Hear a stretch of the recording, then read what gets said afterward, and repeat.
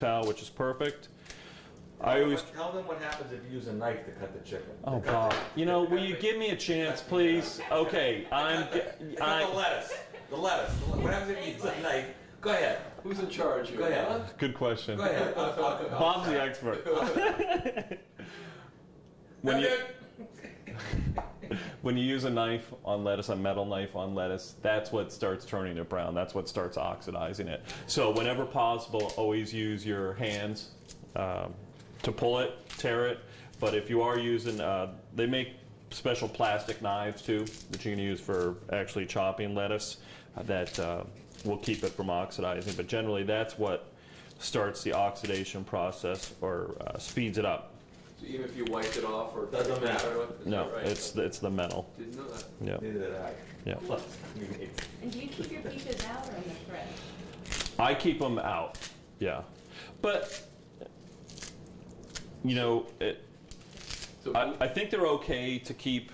I think they're okay to keep in the fridge. Don't keep them in the fridge unripe because they'll never ripen, obviously.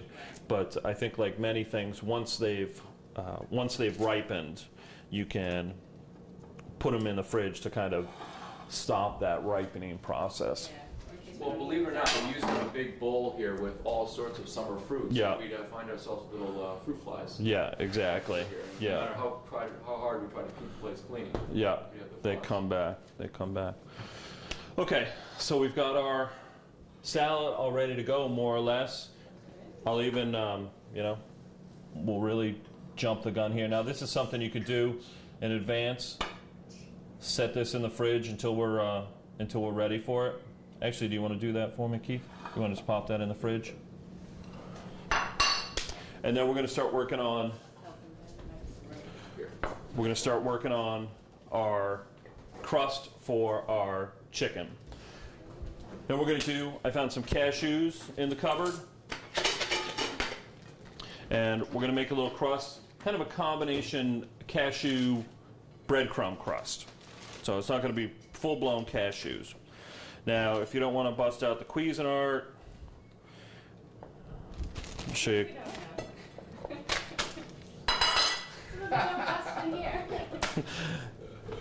So we're not busting out the Cuisinart, obviously. We're gonna bust out the frying pan. That'd be a nice job for me. Yeah, you enjoy that? Keith would know how to They have chopped onions. There you go. You've got your crushed cashews, and we're just gonna take those. I said peanuts as cashews. Cashews, yeah. That's quite all right, Bob. It's not the first, and probably won't ever be. It won't be the last. Zing, zing.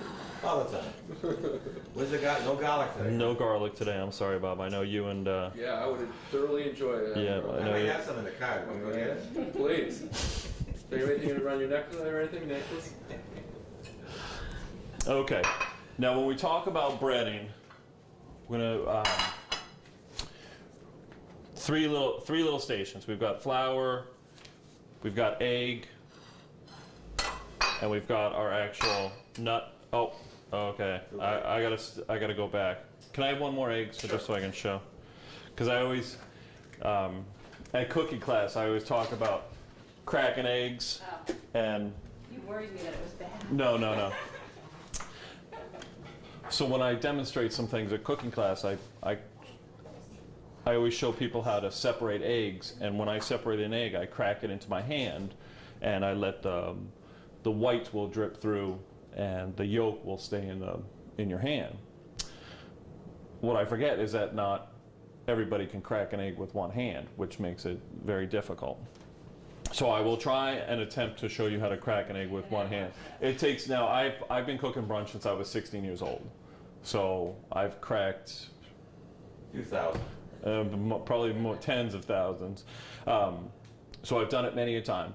But like I said, practice. You know, you two want to learn how to cook. Practice. When you do your Sunday morning egg thing, give it a shot. You know, what's the worst that can happen? You run it through a strainer, get the eggshell out. All right. So what I'm going to do, and probably when you're first starting out, use a nice sharp edge to crack your egg, a sharp edge of a bowl or even the back side of a knife or something like that. And what's going to happen is I'm going to crack the egg right here. This thumb is going to push this half of the egg away from me while this finger pulls this half of the egg towards me. All right? Bob, you ready for a close-up, slow motion? I'm ready. You sure? I'm ready. Okay. Okay. And I'll show you how to separate it too. So we crack it like so. Then you'll notice. Oh, look at that. Oh. Okay. One hand goes. Thumb pushing the front half away from me. Middle finger pulling it towards me. You notice how you separate it? Wow. Beautiful. All right. Cool. All right. Very cool. So that's how you separate an egg. That's how you crack an egg with one hand. So I'll bring And you only have to crack, 10 or 20,000 of them, and you'll be an expert. Well, I was going to say, so my kids are going to bullfinches Yeah, and exactly. practice. Yeah, exactly. We need plenty of them cracked every Sunday morning. Not to worry. Okay, so we got our breading station all set up. Blend our eggs. I like to use a fork when I do scrambled eggs. And you notice I'm kind of lifting a little bit, really incorporating a lot of air into them. I think that makes a difference in scrambled eggs and omelets. And I like to do it right before they go into a pan. I don't like to whip them up too far in advance. Okay, so we're gonna make a mess now with chicken. All right, you guys ready? Okay. It would be the first mess in our kitchen. Now, this is a kind of a quick and easy way to keep it a little bit under control. Keep the juices from flying around. Now these are nice thick breasts already, so I'm going to take them down just a little bit. And the reason I'm going to pound them is because I want them all the same thickness. That way when I put them into my saute pan, they cook more evenly. All right. Got a little tenderloin there too. And the thing about this too is we're doing a salad, so it doesn't really necessarily matter if we've got little pieces of it and so on.